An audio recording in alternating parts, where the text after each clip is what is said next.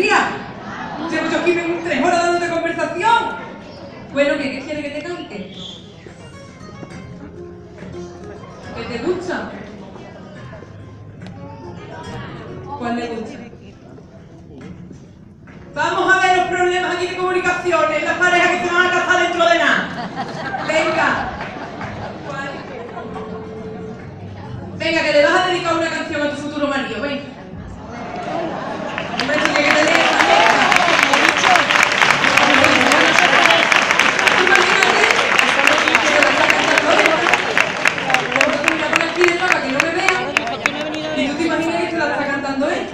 Te lo pido por favor cuando acabe de aplaudirme porque es la primera vez que hago esto.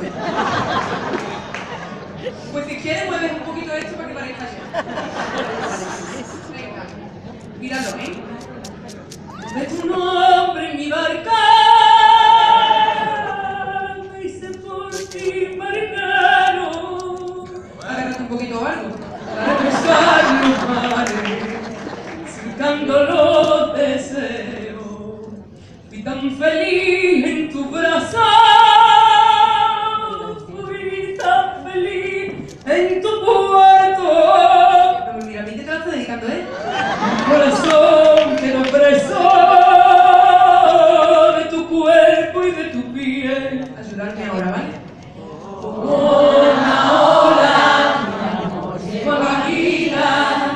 Como una ola de fuego y de caricia, de espuma blanca y rumor de caracola.